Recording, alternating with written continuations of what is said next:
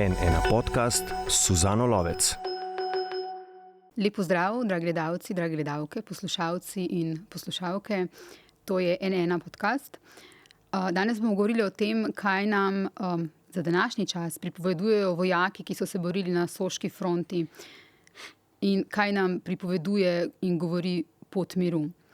Skratka, govorili bomo o zgodbah na poti miru, o zapisih Soške fronte in o poti miru danes. Z mano je Željko Cimprič iz Kobarida, dolgoletni kustos in eden od ustanoviteljev Kobariškega muzeja in fundacije Poti miru v Posočju. V več kot 30 letih ste pripravili številne razstave in ste še danes aktivni in ste vodič v Kobariškem muzeju. No, tako je. Dobrodošli. Hvala. Vi ste zbrali zgodbe na poti miru, v kateri so pričevanja vojakov Soške fronte, in kot ste zapisali, so bili bolj poklicani k ustvarjanju prave podobe dogajanja tisti, ki so vojno doživeli in so njihove zgodbe včasih po čudežu preživele. Kakšni čudeži recimo so tudi bili, da so te zgodbe preživele? Čudežev jih je bilo raznovrstnih. Nekatere zgodbe so pripotovale k družinam nazaj, ko se pisec ni vrnil. Recimo, da je njegov prijatelj prinesel to, kar si je zabeležil tam na fronti. Tako da pri takih izgubah, kot so jih imele enote takrat, je bilo vojakom jasno, da oni plačujejo ceno, da so topovska hrana. To vam lahko ilustrira dejstvo, da so si pred bitkami, ker se niso pač vsak dan streljali, ampak ko se je nabralo dovolj streliva in ljudi, so si izmenjevali naslove, da bi svojcem sporočili, kako in kaj je bilo z njim. Z nami je danes tudi Petra Svoljšak, predstojnica Zgodovinskega inštituta Milka Kosa. Dobrodošli. Dobro, hvala. Vi ste napisali diplomsko nalogo o slovenski begunci v Italiji med Prvo svetovno vojno. Veliko ste se ukvarjali s Prvo svetovno vojno, doktorirali iz italijanske okupacije Posočja od maja 15 do 17. Zakaj Prva svetovna vojna? Pravzaprav še danes ne vem natančno, ampak nad menoj je ves čas študija zgodovine, v katerem nisem slišala ničesar o Prvi svetovni vojni.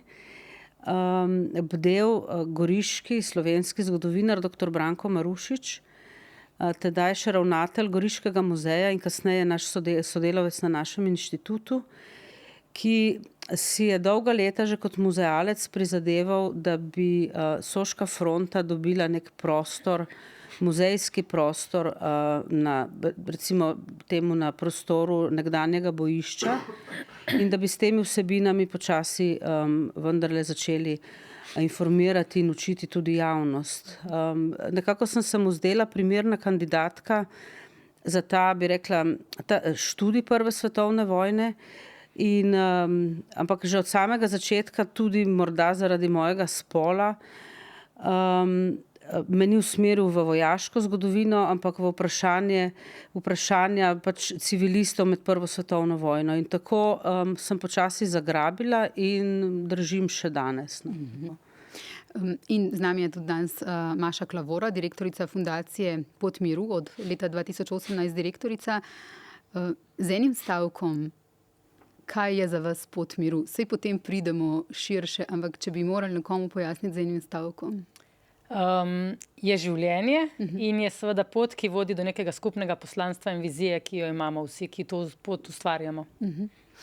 Čuti se tudi povezanost, najprej smo klepetali zunaj med vami, dobro se poznate in se mi zdi, da v bistvu obstaja med vami neka taka strast po pripovedovanju teh zgodb in potem, da se v bistvu da ta zgodovina živi, če sem se prav mogoče izrazila.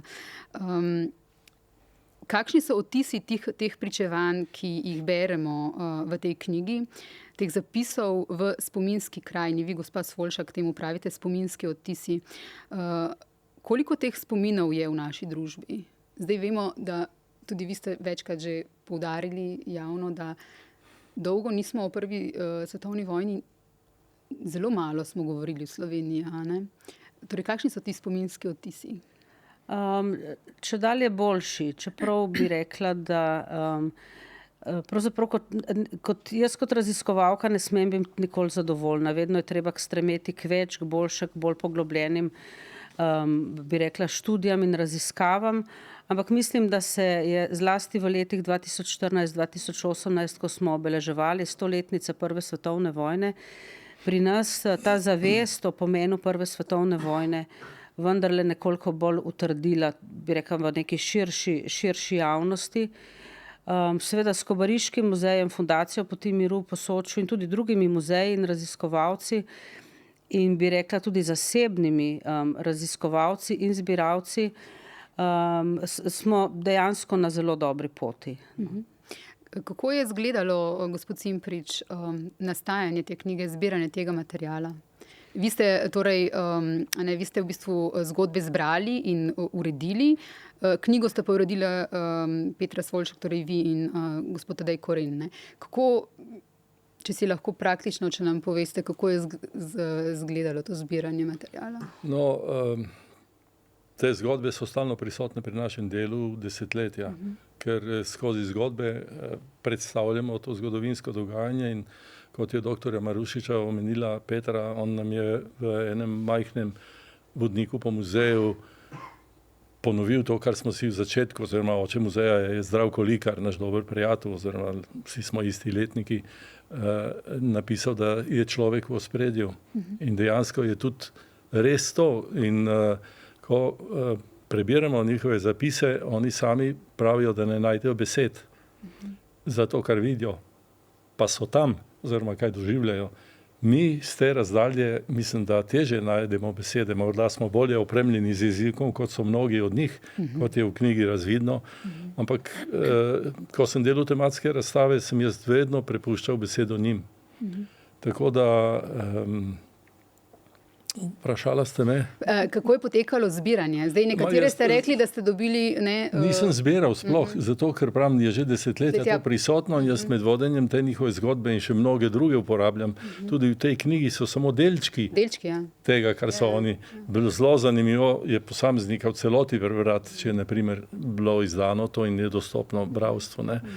Tako da zdaj, če bi se o merilih, o izboru pogovarjali, take knjige bi bilo morda možno izdajati, ne morda, prav zanesljivo, še varianto B, pa C, pa tako naprej. Ne. Vendar misel je bila ta, da njihov opis vsaj v pomembnem delu opisuje pot oziroma to krajino, po kateri nekdo kot pohodnik, ko se odloči za en delček ali pa malo daljše, širše območje, ko potuje, s tem, da to ni edina zadeva, ne, ki jo prinašajo. Opisujejo tudi potek dogodkov, njihova razmišljanja o smislu vojne. Niso zelo tako razmišljajoči, zato ker merilo je bilo predstaviti tudi območje. Ampak vse te pomembne vsebine njihove pripovedi vsebujejo. V kakšnih oblikah vse so bili recimo ti, torej to so dnevniški zapisi, ne? V kakšnih oblikah vse ste, ko se preučuje Prva svetovna Soška fronta, zgodovina Soške fronte, ste zgodovinarji našli te prvoosebne zgodbe? Ja, zdaj, del tega vprašanja bi gotovo Željko boljše odgovoril, ker kot rečeno pri njem se je ta spominski material nabiral, pri čemer pravzaprav spominski ni niti najboljši izraz. Spomin je že neka predelana, bi rekla, vsebina. Zagotovo so pisma in dnevniki najbolj pristna pričevanja, potem je seveda spominska literatura.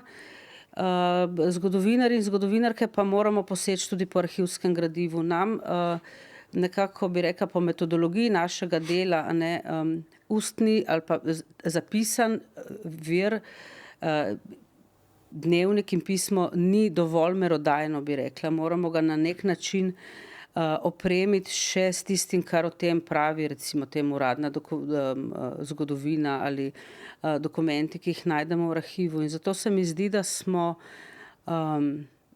v tem krogu ali pa še malo širše v krogu Kobariškega muzeja, Fundacije Poti in recimo moja znanstvena malenkost, ena taka zelo dobra kombinacija, ki eden drugega zelo spoštujemo,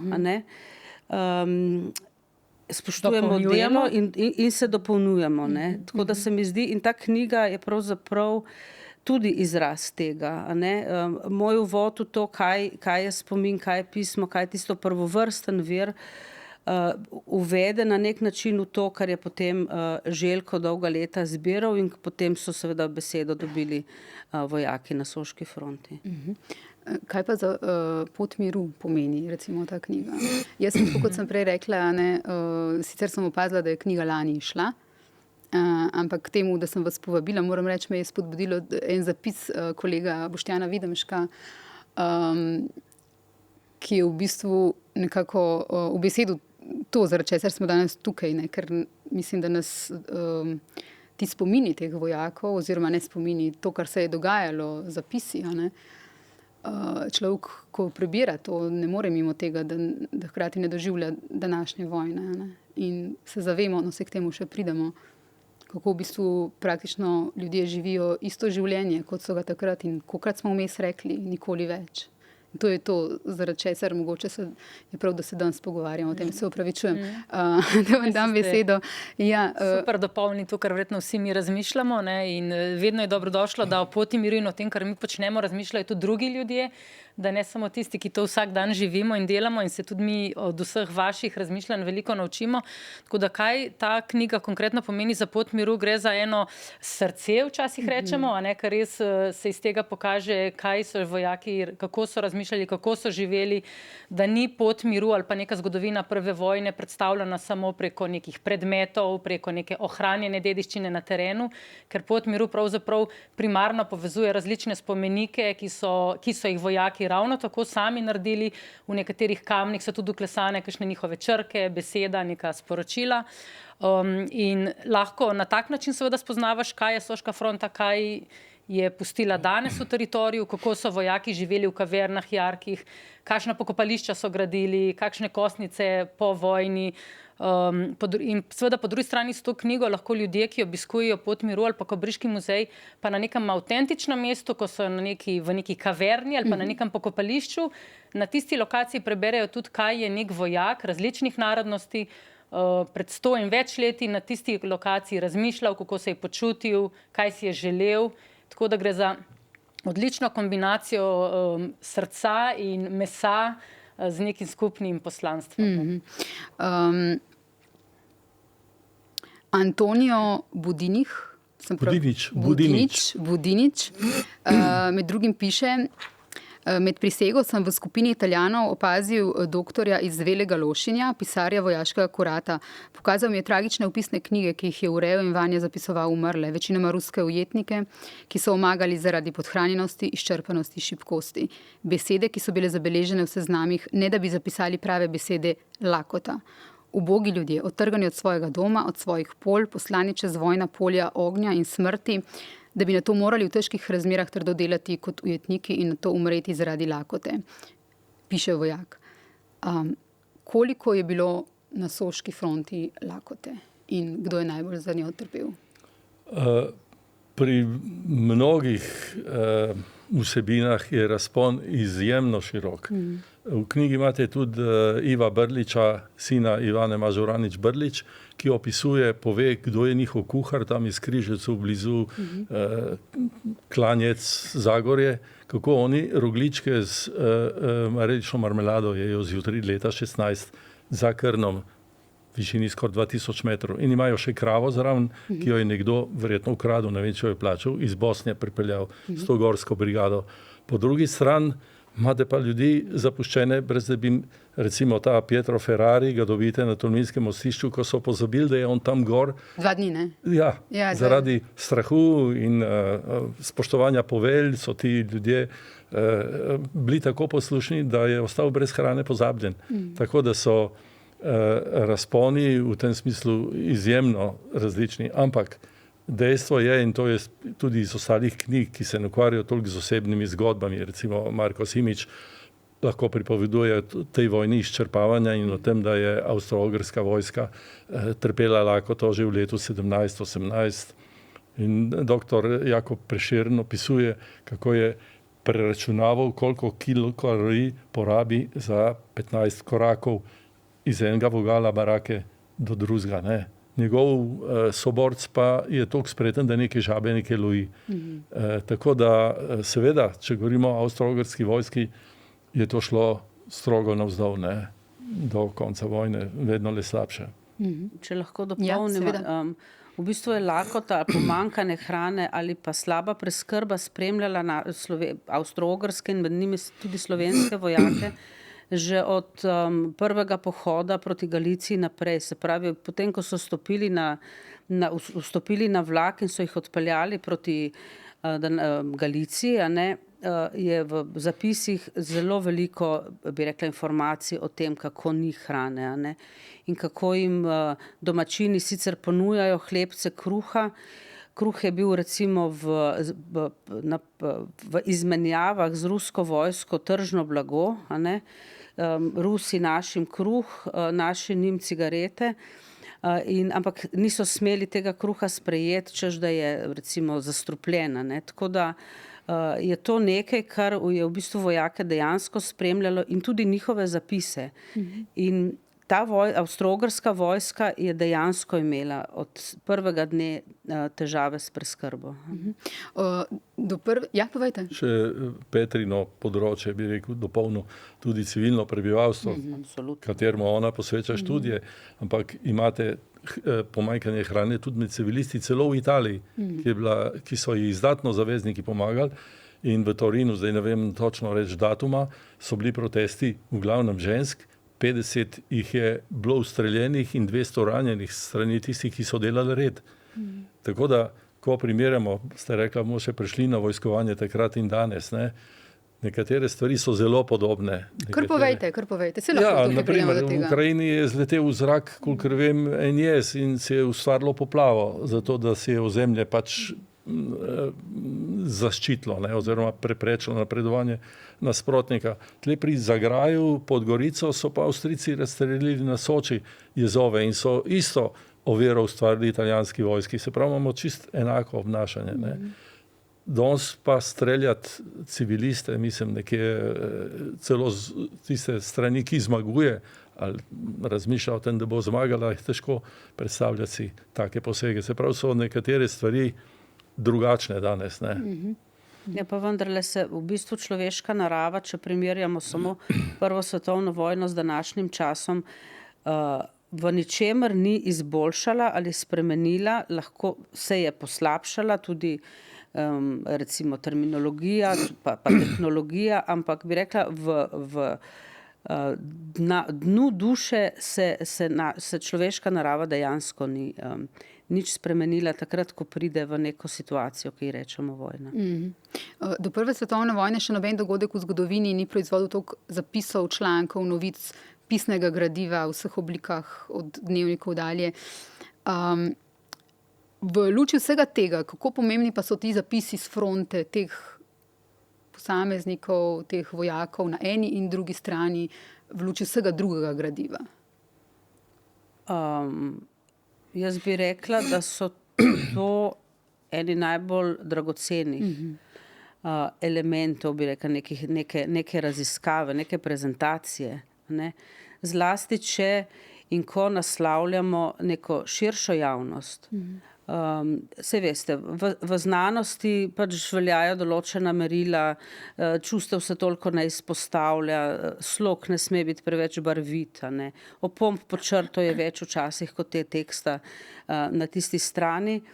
Ampak jaz mislim, da se moramo temu toku seveda prepustiti, in avtobiografskim virom s časoma ali pa čim prej dati enako veljavo tudi v strokovni javnosti, kot jo ima dokumentarno gradivo iz arhiva. Saj tudi tisto je izbrano, odbrano, tudi tisti zapisi niso 100%, pač nekdo je nekaj zapisal v danem trenutku v danih pogojih. Ni nujno, da je bilo ravno tako. In zakaj njim verjeti nekemu vojaku, ki je bil pa pod metežem nabojev, pa ne.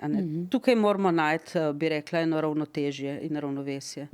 Kako ljudje reagirajo, recimo obiskovalci pri miru ko berejo ali kdaj reagirajo na te zgodbe človeške? Ja, veliko tega osebnega stika je sploh v Kobariškem muzeju, a ne pa recimo tudi pri številnih zasebnih zbirateljih, ki jih je Petra in Željko, ko smo jih že omenili, ko so bili ta prvi, ko so začeli zbirati, raziskovati, tudi čistiti teritorij, že 40-50 let nazaj, in tudi te zasebne zbirke in muzeje obiščejo res tisti ljudje, ki jih to zelo zanima. Pot miru je potem namenjena tudi tistim, ki se s to dediščino, zgodovino naključno srečajo, ko hodijo, ko kolesarijo ali ko družine raziskujejo nek teritorij.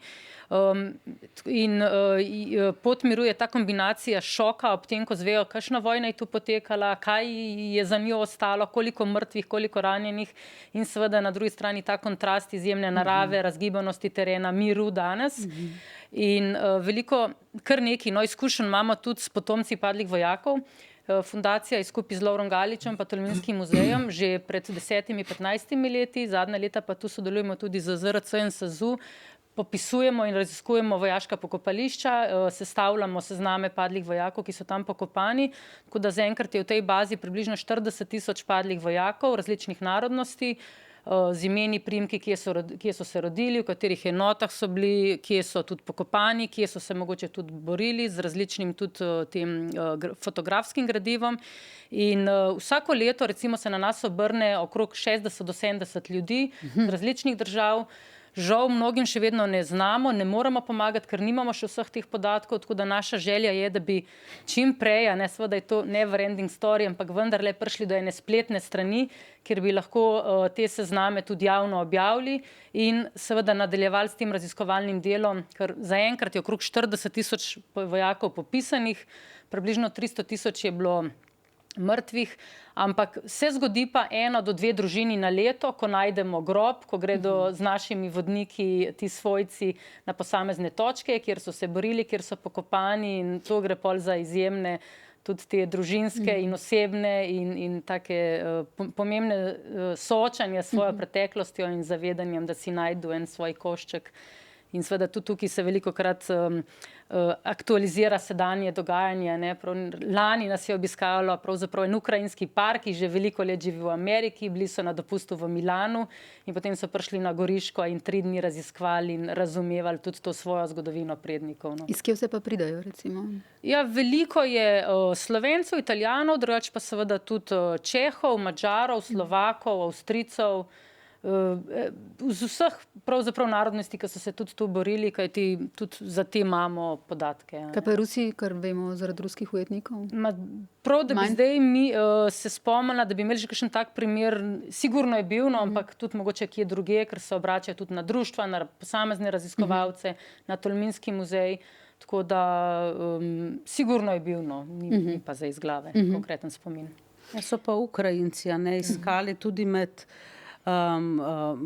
tako imenovanimi recimo zdaj ruskimi vojnimi ujetniki svoje ukrajinske vojake, ne, tako da zdaj v zadnjem času namesto ruska, pa ne zaradi aktualnih dogajanj, ampak čisto zaradi korektnosti bi rečemo ruska carska vojska, se pravi, ne govorimo v nacionalnem, ampak v državnem smislu. In tam je bil seveda del današnje Ukrajine tudi del carske Rusije in tukaj se išče in pri Ukrajincih pravzaprav na obeh straneh, ne, med ruskimi vojnimi ujetniki in med pripadniki avstro-ogrske vojske, tako da so to kar zanimive zgodbe. Vpitje je bilo tako pretresljivo, da bi se ga usmilil celo kamen. Tedaj se je začela vdaja. Odložili smo orožje in s seboj odnesli ranjence. Avstrijci so se spustili z nosil, nam pomagali in vsem zagotavljali, da ne bodo streljali. Ko smo prišli na sovražnikove položaje, so nam vsi vojaki in častniki podali roko in z nami ravnali prijazno in spoštljivo. Pri poročnika, ki je bil ranjen v trebuh, so prinesli na nosilih. Ko smo šli mimo avstrijskega častnika, je ta ukazal nosila položiti na tla in ga pozdravil s spoštljivimi besedami. Nam dajo cigare in cigarete, tobak in drugo. In mi, ki nismo imeli ničesar v zameno, smo jim dali peresa s klobukov, zvezdice z uniform, kakšno čutero in druge stvari, ki so se jih zaželeli. Giuseppe Garzoni to piše. A je bilo običajno ta odnos med vojaki na nasprotnih straneh? Namreč v tej knjigi beremo tudi vse drugo, kako je potekalo obstreljevanje, kako krute smrti so to bile, koliko je bilo ranjenih, iztaknjena očesa, kako v bistvu nikoli, tudi ko si šel spat, nisi vedel, a boš se zbudil živ ali mrtev, kako so gledali svoje sovojake, kako umirajo. In potem na drugi strani taki detajli. Je bilo to običajno, je bilo veliko tega nekega, ne vem, če je pravi izraz, tovariškega odnosa ali pa, ko je pač bilo, ko se ni streljalo, da so na en na drugega gledali kot na ljudi, kot na človeka. Vedno je slika pestra. Tako imamo Albina Mlakarja, ki v začetku pač spodbujen s tem, kako so vojno predstavljali, je ves navdušen, ko je na opazovalnici na Goriškem gradu, kot topniški opazovalnici, kako bojo tem polentarjem dal biksa, Ko se znajde pa na Grmadi v isti funkciji kasneje, je zgrožen, kako tako noro italijanski poveljniki pošiljajo stotine in stotine ljudi, ki jih bomo vse pobili. Tako, da je tu neka evolucija. In imate zdaj jaz neko razstavo za oktober pripravljam z naslovom Bil sem vojni ujetnik. Imate na začetku primere, sploh na začetku, ko so v Piemontu bili avstro-ogrski vojaki kot ujetniki in so šli v kinematograf in so šli v teater, eno drugo, in počasi so se Italijani tam vznemirili, da kako tile sovražnikovi ujetniki takole se sprehajajo lepo, medtem ko naši sinovi umirajo tam ob Soči. Se pravi, tudi poveljnik teh mornariških letal, hidroplani smo rekli vodni, ker na vodi pristajajo, Banfield se je klical v Trstu, ko je prvega se strelil, ga je potem povabil v odprt avto na panoramski ogled Trsta in potem ga povabil na večerjo v najboljšo restauracijo sovražnika. Ne bi rekel. Potem imate pa tega istega Garzonija, ko se znajde v ujetništvu in preklinja vse to, kar doživlja v ujetništvu. In je, bi rekel, doživljal nasprotnike kot sovražnike. Ta evolucija od nasprotnika do sovražnika zelo, zelo različno so čustvovali, ampak v glavnem vojak je vojaka najboljše razumel. Tile nekateri, tukaj je govora, da jih 8 od teh piscev je tudi ujetništvo doživelo, so najbolj šokirani oziroma neprijetno presenečeni in preklinjajo tiste vojake, ki niso nikoli bili na bojišču in so se oblekli v uniforme v zadnjih mesecih in grdo ravnajo z njimi. Tist, ki ni tega poskusil, ne razume in je žrtev propagande. Tako da potem imamo tega Pavlička, ki je bil češkega rodu. On se dobil v situaciji, ko bi lahko na zadnji dan vojne praktično požel eno skupino, eno enoto Italijanov in mu general pove, naj ne strelja na nje, ker je bilo nekaj podpisanega in tako naprej. In piše, če bi vedel, kako bojo z nami ravnali naslednji dan v Feltrah, bi jih vse pobil. Se pravi, grdo ravnanje s temi, ki so postali na zadnji dan vojne ujetniki. Ampak kasneje, ker je Čeh in ni Slovenec, je pa prijatelj. In Italijani jih oblečejo v krasne uniforme, čeških legionarjev, vojne ikonci in oni se sprehajajo s italijanskimi dekleti in kar naenkrat je tako privilegiran. Če bi pa Slovence ujetnike in mojega starega očeta tudi spremljali tiste dneve, so pa v vodi čez gležnje v blatu.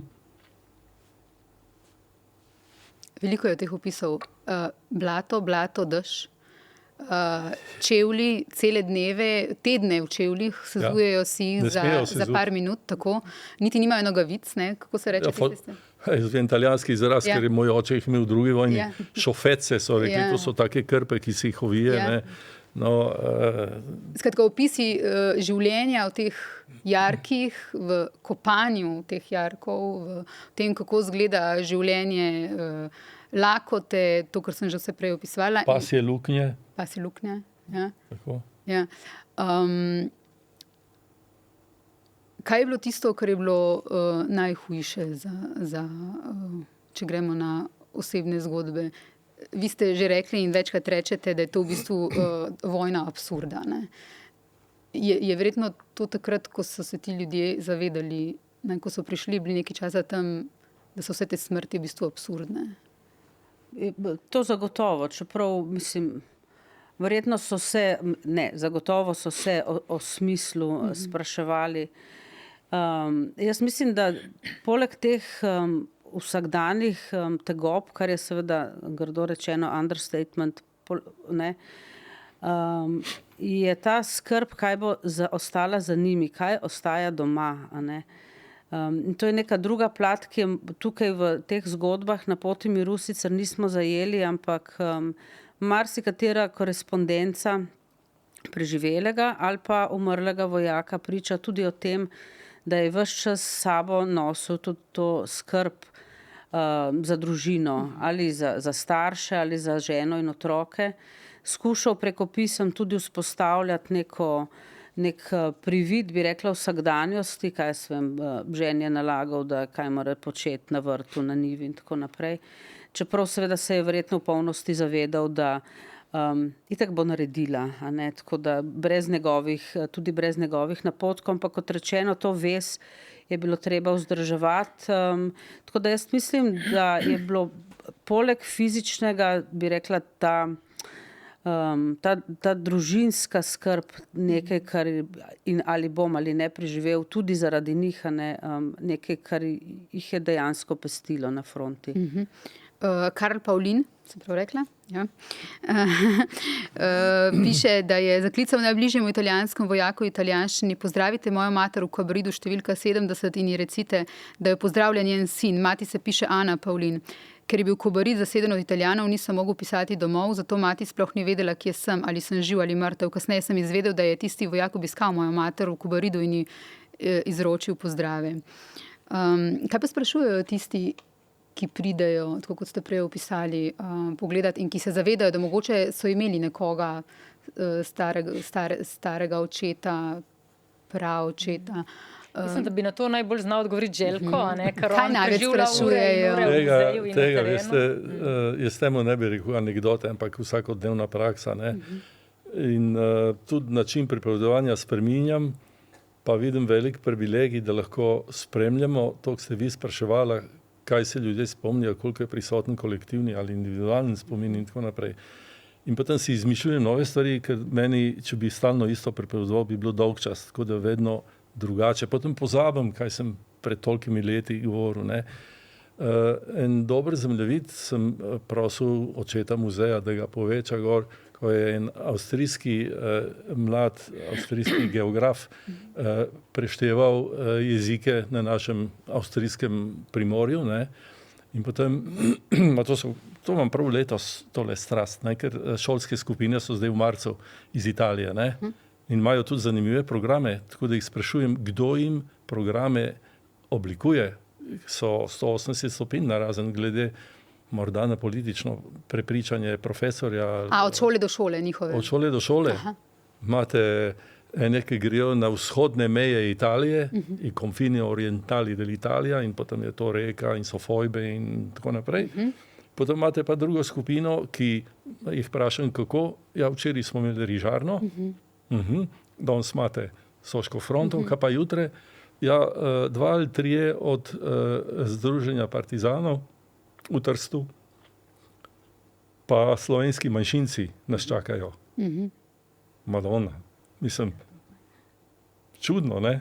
In recimo tole s tem geografom preizkušam, ki jim pokažem, ker on barvni zemljevid ustvaril, kje se govori slovensko, kje se govori furlansko, italijansko in istrijani in tako naprej, in Hrvati, ne, to območje. In je bilo pol. Zadnji dan leta 1900. In potem pravim, vidite, to je bil pa se je klical, je napisan gor, Cesare Battisti.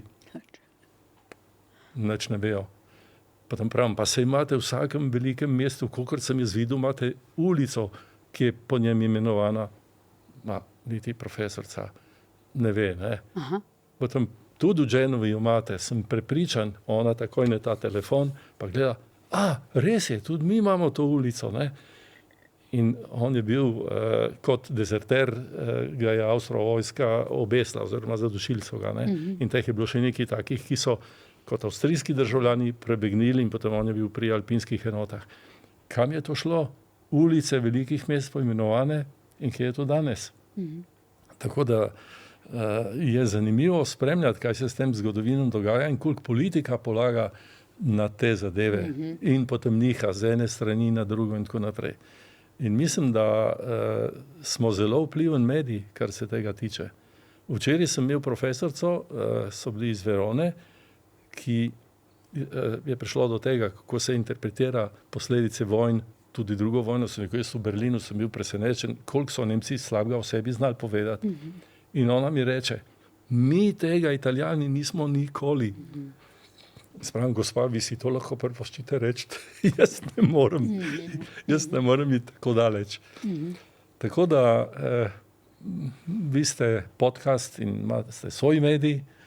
Jaz vam rečem, muzej je izjemno pomemben medij. Jaz upam, da se naša oblast tega zaveda in pot miru, zato ker imamo zdaj 100 italijanskih dijakov, zdaj v marcu in aprilu, in jim mi pripovedujemo tako, kot zadeve vidimo, na primeren način, za kar je pa potreben čas. In to ne tako kot tehnična zgodovinska knjiga, vsaka čast Marku Simiču in tako naprej, ampak te osebne zadeve ljudi v čustva zadenejo in odnašajo nek vtis domov.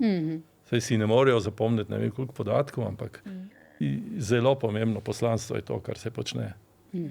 Mislim, kar je vrednost Poti miru in muzeja, ne, da soočamo zgodovino drugega, da razlagamo različne štorije, da obiskujemo različna pokopališča, da nikoli ne obeležujemo in se spominjamo samo naših vojakov, da vedno govorimo o vseh žrtvih, ne glede na to, kdo je bil na koncu zmagovalec, kdo je pisal zgodovino, in da si tudi želimo, da so spominske slovesnosti ali pa neka druga obeleževanja na terenu izvedena skupaj. Več narodov, več različnih organizacij, posameznikov, inštitucij na nivoju ministrstev, predsednikov držav in da gradimo tudi odnos do preteklosti skupaj, ne glede na to, kaj se je nekoč zgodilo, z željo, da danes spoštujemo zgodovino in tudi trpljenja ali pa bolečino drugega, z željo po spominjanju na vseh in da nekako se učimo drug od drugega. Če se zdaj tako vrnemo tudi na zgodbe s Poti miru, na vse zadnje je bil kriterij za izbor besedil ali pa avtorjev samo ta, da se je oseba znašla na določenem kraju, ne glede na to, ali je bil pripadnik Avstro-Ogrske ali italijanske vojske. In čim manj častnikov in čim več vojakov, ker so tukaj le razlike v spominjanju in pripovedovanju in ne nazadnje v položaju. Tako da smo tukaj res pristopili, bi rekla, zelo demokratično. V sredino, tako kot je čisto na začetku povedal Željko, postavili človeka. Karl Pavlin, nahajal sem se v Bukovem gozdu, spal v luknji, kako rodil jazir. Tam spredaj za Sočo sta stali dve skoraj popolnoma razdejani vasi, Koritnica in Kal, a nekoliko levo Bovec, nad katerim mogočno kraljuje Rombon. Vsi ti kraji so mi bili znani iz predvojnih časov. Bovec je bil že v italijanskih rokah. Imel sem nekako olajšanje pri srcu, ker sem se nahajal skoraj, bi rekel, doma, v bližini svojega kraja, domov pa nisem mogel. Delati je bilo treba kakor živina, ne po dnevi, ne po noči ni bilo moj rom, hrana slaba, vsak trenutek smo bili v življenjski nevarnosti, prenočišča v gozdu, v luknjah za divjačino, a ne za ljudi. Najslabše je bilo v deževnem vremenu, takrat je vse teklo od nas, tako da ni bilo mogoče sedeti, še manj ležati v luknji, kjer se je voda zbirala na tleh, da je bilo včasih začevelj visoko. Premočen sem bil večkrat do kože in neštetokrat sem moral po noči sedeti v luknji in mi je voda od stropa padala za vrat. V takih primerih sem težko čakal belega dne, da sem zlezel ven iz luknje. Veliko je tudi teh opisov običajnega življenja, tega, kako so hrano dobili, kako hrane niso dobili, kaj je bilo z oblačili, kaj je bilo z drugimi njihovimi sotrpini. In hkrati, ko beremo o vsem tem trpljenju, o obstreljevanju, pobijanju, umiranju, ranjenih, kako hodijo čez trupla, kako v bistvu tudi čustvujejo ob tem, ko vidijo vsa ta trupla, kako se praktično zavedajo, da so vsi oni topovska hrana. Po drugi strani pa to, kar ste vi prej opisali, ti kraji, ki so krasni kraji in v teh opisih, ki ste jih zbrali, je veliko tega, da v bistvu so opisi narave, od snega do dežja, do krasnih gora in tako naprej. In to je v bistvu ta neka dihotomija, ne, ki jo tudi doživljamo, ko gremo na pot miru, ko človek gre na pot miru. Kako zelo pa je vojna, prva svetovna vojna, Soška fronta spremenila te kraje? Ja, fizično zelo, a ne. Zdaj, jaz sem šla zgodovino študirati zato, ker nisem marala številk in še vedno ne. Ampak bi rekla, da je bilo poškodovanih recimo 80% krajev. Ne? In to s tem, da so bili popolnoma uničeni, do nekje 30-50%, kar je bilo potem podvrženo obnovi. Polja so bila razdejana, vinogradi so bili razdejani, obdelovani so bili pač, kolikor so lahko bili, na določena območja so bila izpraznjena. Ni bilo ljudi, ki bi obdelovali ali skrbeli. Potem hiše so bile izropane, se pravi, ta krajina je popolnoma spremenila obličje in se je potem s časoma so te kraje obnovili, ampak so jim dali tudi neko novo, bi rekla, svežo podobo. Nastali so urbanistični načrti, ki jih je delal Max Fabiani takoj po vojni. Nekatere kraje so potem po teh načrtih popolnoma obnovili, velike večine sicer ne, ampak deloma ima vsak kraj v Posočju, na Goriškem in na Krasu pridih tudi arhitekta Maxa Fabianija. Spremenila je pa seveda tudi ljudi, a ne? Spremenila je državni okvir, se pravi, teh posledic na makro in mikronivoju je res ogromno. No? Tako da jih še danes nismo raziskali do konca in mislim, da so ravno take zgodbe. Zakaj take zgodbe? Zato, ker o vojaški zgodovini vemo dovolj. Mi o bitkah vemo dovolj. Vemo tudi, koliko je bilo nabojev izstreljenih, kakšne so bile, koliko so bile težke ali kakšnega kalibra so bile granate. Ne nazadnje jih vedno znova še odkrivajo. Nedavni požar na Krasu, gradnja, popravilo železnice v Novi Gorici, sicer zdaj z drugo svetovno vojno, ampak vseeno, te stvari vedno znova prihajajo na dan in teh informacij je dovolj. Tega, kar je pa dejansko se tam dogajalo poleg vojne, o tem pa vemo premalo in tega ni nikoli dovolj. Človeško trpljenje je neizmerno in mi moramo, jaz osebno pa sem, bi rekla, zgodovinarka po stroki, temu moramo preprosto dati glas. Človeku, kot je že tretjič ponavljam, rekel Željko v uvodu.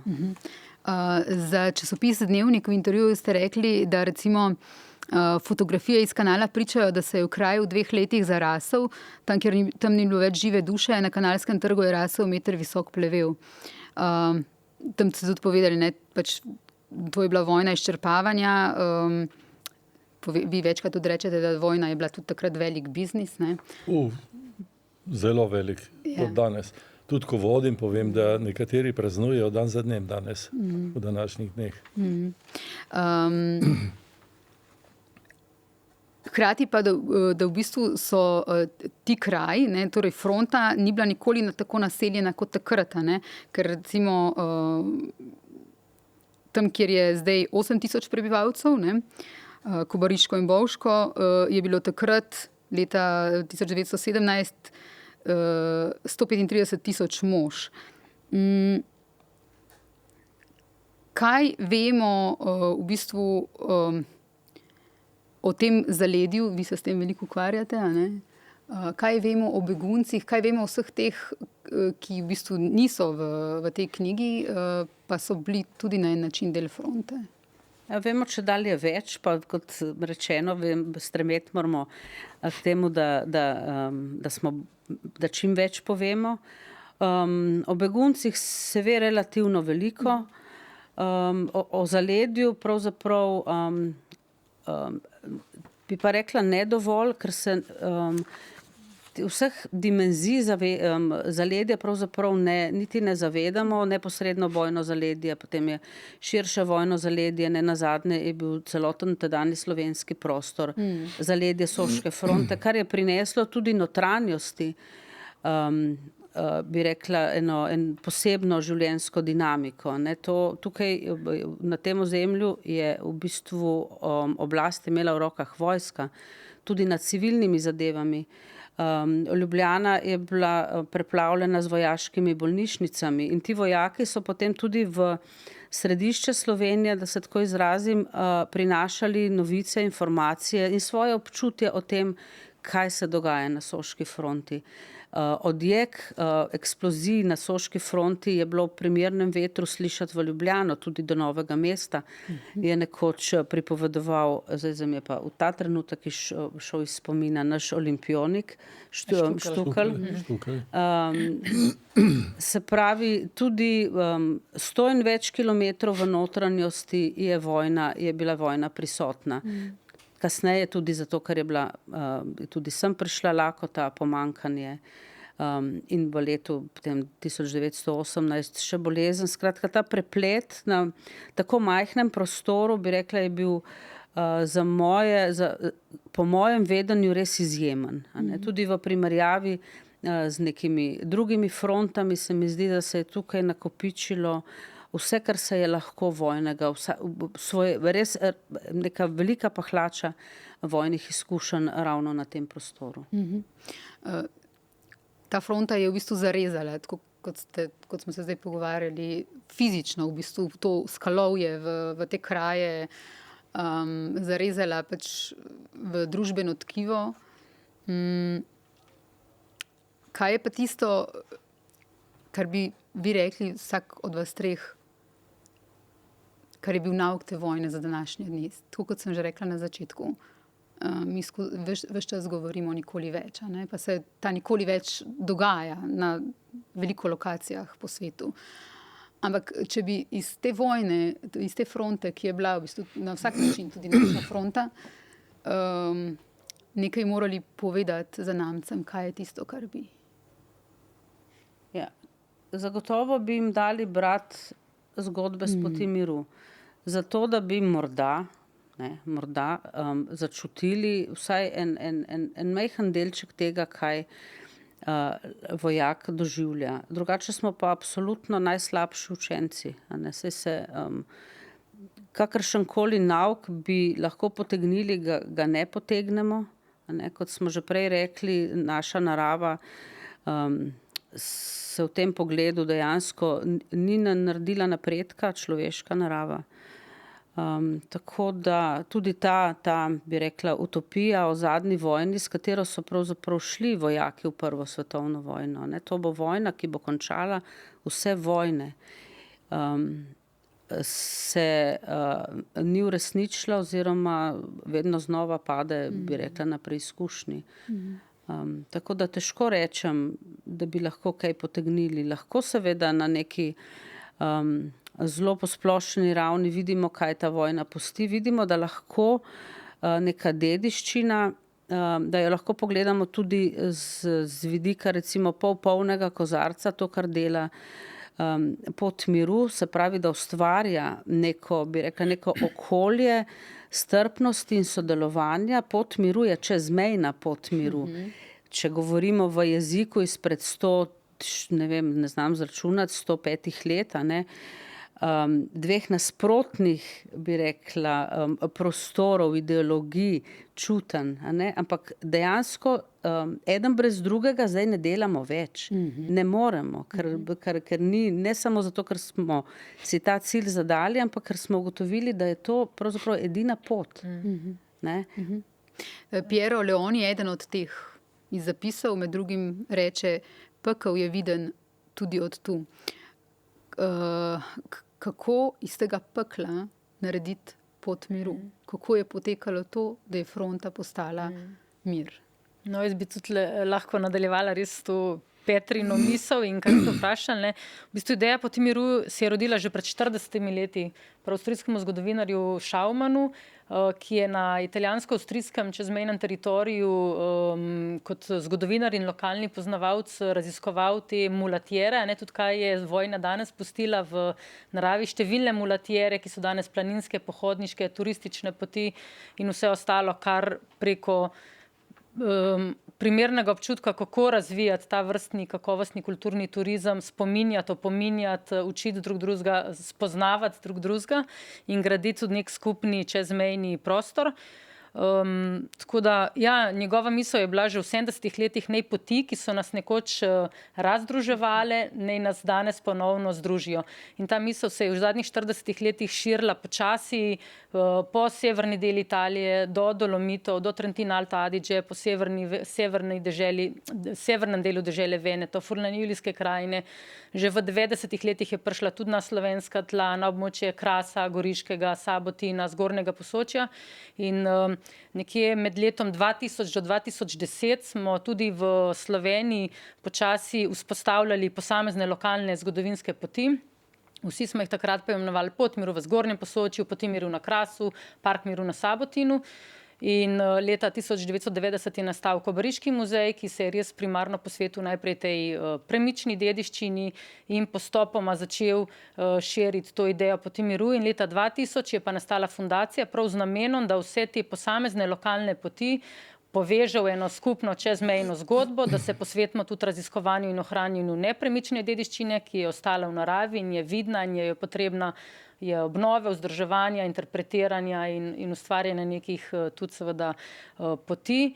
Tako da fundacija je potem v zadnjih 15 letih, tudi s pomočjo različnih evropskih, čezmejnih in transnacionalnih projektov in s podporo mnogih partnerjev, od občin, razvojnih zavodov, muzejev, dediščinskih inštitucij, posameznikov, društev, začela vse te lokalne poti, lokalne točke povezovati, najprej na območju Slovenije, najprej smo imeli 100 km dolgo Pot miru, potem 300, potem že pred slabimi 10 leti smo pa že z italijanskimi kolegi ustvarili prvo čezmejno, simbolno in tudi deloma povezano fizično traso Pot miru.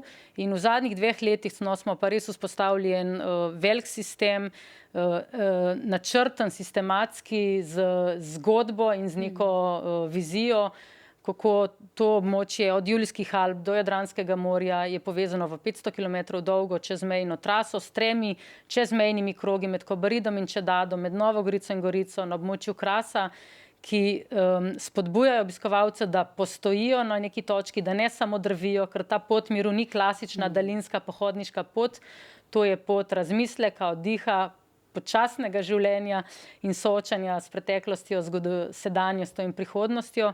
In sicer to je zelo težka pot, ni lahko graditi neke svetle prihodnosti na neki tragični zgodovini, ampak prav s tem poslušanjem, razumevanjem drug drugega, da tudi nismo vedno obremenjeni s to zgodovino, da skušamo gledati naprej, nam kar dobro uspeva in pravzaprav to našo čezmejno izkušnjo v zadnjih letih širimo tudi širom po Evrope. Zelo smo zanimivi tudi za Slovake, Poljake, Ukrajince, za Belgice, Francoze, za Avstrijce, Italijane, ki se na svojih lokacijah, v svojih krajih ukvarjajo z dediščino prve svetovne vojne, imajo neke svoje lokalne poti, ampak tudi oni premalo čezmejno sodelujejo. In želja je, da bi v naslednjih letih res ustvarili evropsko Pot miru, povezali kraje z ostanki in spomini prve svetovne vojne, od Ukrajine, Poljske, Slovaške do Francije, Belgije, in skupaj ustvarili UNESCO nominacijo, se pridružili in razširili to, kar je Francozom in Belgicam lani uspelo.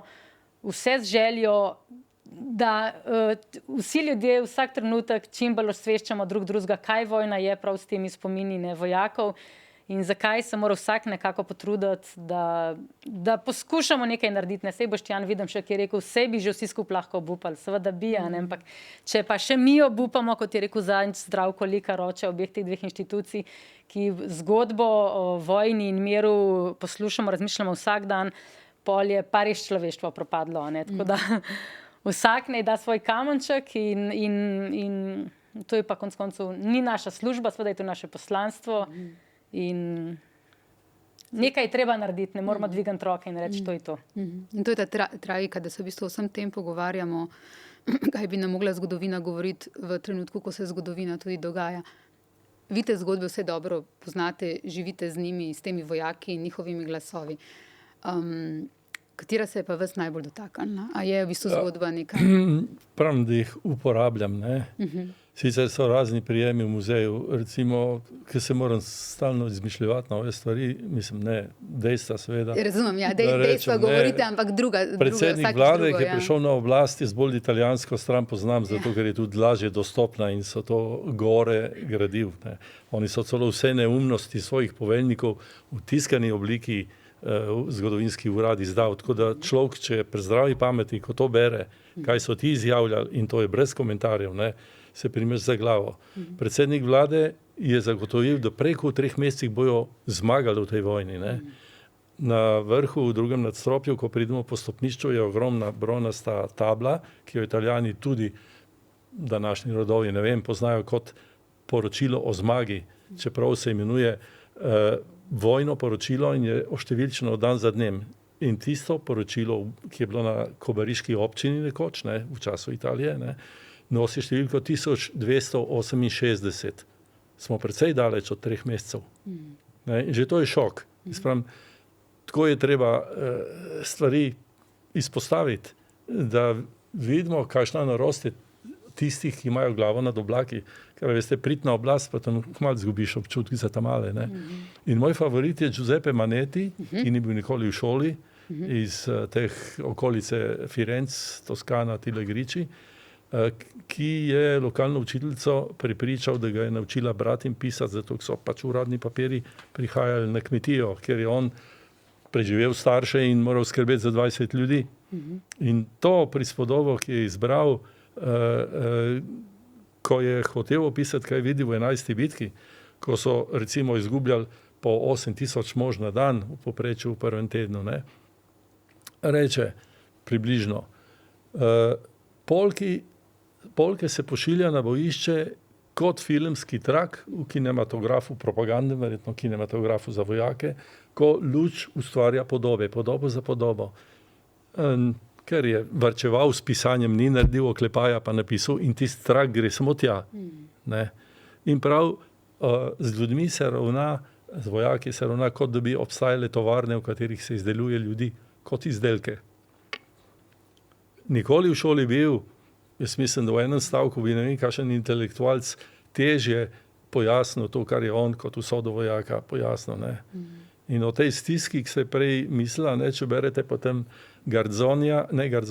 Cordano, Giuseppe Cordano, ki je tam proti Sveti Gori, pošljajo jih, da se 1 kilometer razdalje po pobočju, ki ga poznamo nasproti Sabotina, se pravi, ne čisto vzpon, ampak tečejo po eni cesti, ki so jo pastirji uporabljali na popolnoma brisanem prostoru. Bojišče takrat ni bilo poraščeno, ne. 1 kilometer morajo prekoračiti sredi obstreljevanja in on opisuje zelo kruto, kaj gre po zraku. Nekaterih odlomkov nisem niti izbral in niti za razstave jih nisem izbral, ker so prehudi. Prekruti. Ja. Recimo Tolminsko mostišče, tam, kjer je ta Pietro Ferrari, ne, ki ga pozabijo brez hrane, gor, sem rekel, in tako naprej. Lovro Galič, kako se te stvari dopolnjujejo, je objavil preko fundacije knjigo Tolminsko mostišče, ki tehta tam 2-3 kile in kolikor testiram, marsikdo se je naloti brat. On ima čist poseben znanstveni jezik, raziskovalec z vsemi dokumenti. Te dve zadevi si čisto dopolnjuje, ampak ko prinaša, tam, ki je bil ta Ferrari, poročilo stotnika avstrijske vojske, ki z nekaj vojaki spusti na pobočje, kjer so 5 mesecev pa pol bili pripadniki brigade Bergamo, ne, nisem na razstavi uporabil opisa, ker pove, po čem hodi. 5 mesecev pa pol brez latrine, v pobočju, na katerega si jaz s palicami dobrimi planinskimi čevlji nisem upal podati. In oni so morali to zavzeti s tem, da so vreče z kamenjem in peskom potiskali pred seboj v breg. Ne. To, če to ni pekel, Neznosno trpljenje. mislim, to je bilo. In potem, da ne govorim, kako so bili nagrajeni tudi kasneje. Ne. Mislim, Bersaglieri so izgubili skoraj 400 mož v par urah in potem jim je teden kasneje poveljnik brigade podaril daljnogled kot simbolno darilo, seveda osveženi enoti, ker so izgubili skoraj 400 mož. In poveljnik brigade, ko vpije nad polkovnikom, zakaj ne napreduje, prav, drug se so bodeče ovire pred nami strmo gor, prav, kaj pa vsa ta trupla, zakaj jih ne zmečeš gor? ali pa poveljnik druge armade, Capello, ki pravi, če se vidi, da niso odločeni, streljati na nje, uporabi tudi topove, na svoje ljudi streljati v hrbet, v jarke, da bojo šli, kamor je on s prstom na zemljevidu pokazal. Ne. Kaj hočeš več, ne? In se pravim, jaz sem optimist, kar se tiče naših obiskovalcev, ko jim te stvari pripovedujemo. Vidite, da se jih dotakne? Se jih, samo je treba ta prav nabor noter dati, ne. Če mi samo z enotami operiramo, pa datumi, pa ne vem čem, ne. Jaz velikokrat imamo projekcijo na maketo, kako je ta bitka potekala na 30 minut, 3 dni, kako so se stvari dogajale, rečem, te rdeče pa plave packe, to so ljudje, ko se premikajo po naših gorah. Nikoli več, ne, smo rekli, a vedno znova.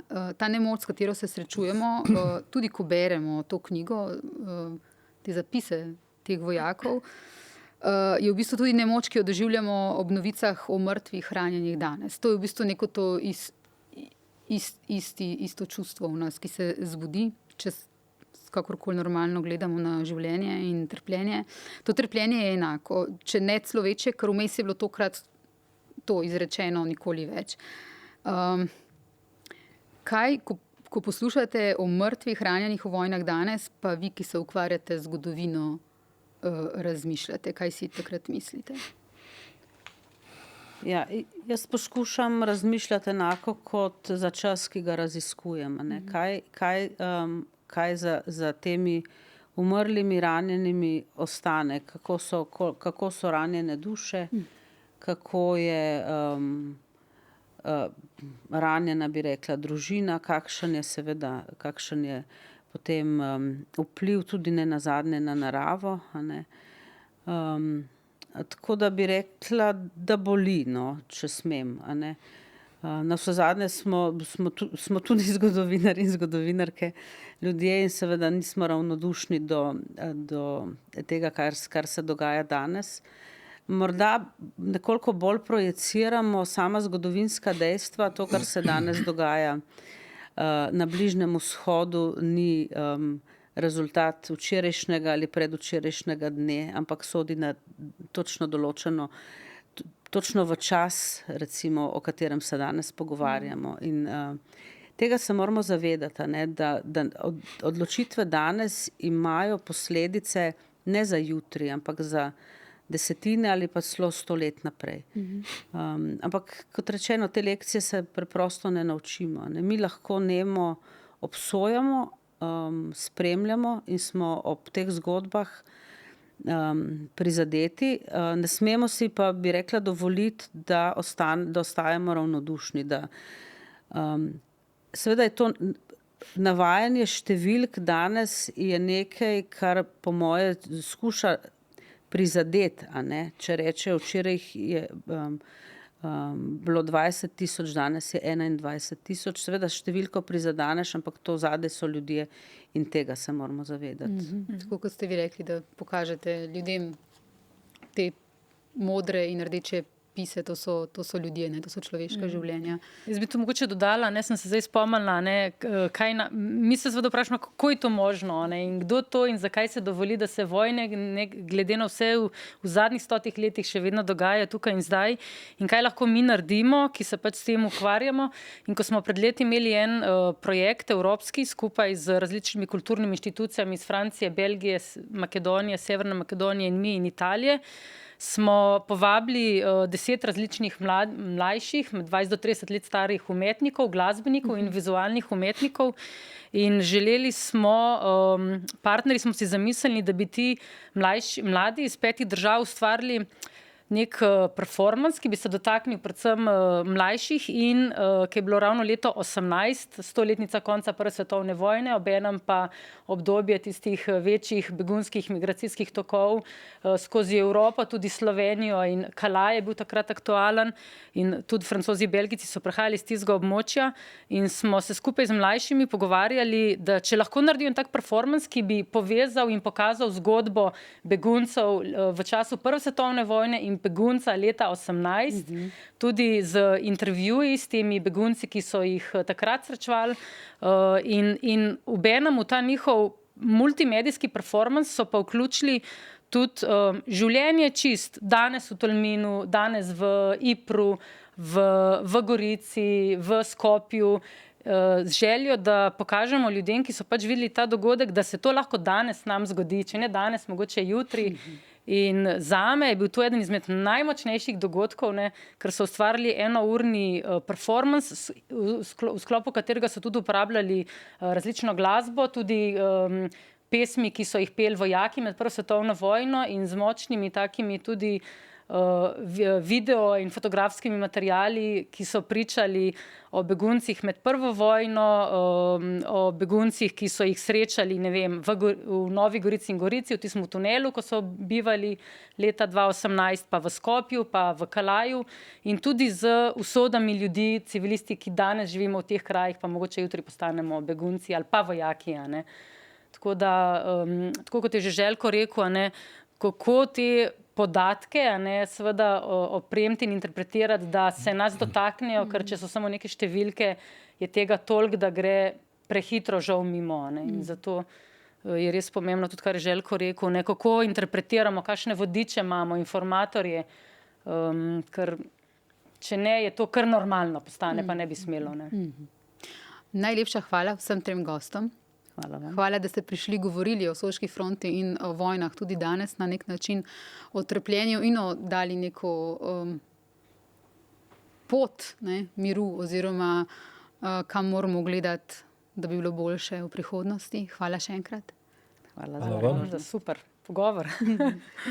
Hvala tudi gledalkam in gledalcem, poslušalcem in poslušalkam. To je bil še en podcast. Tudi naslednji teden se vidimo in slišimo.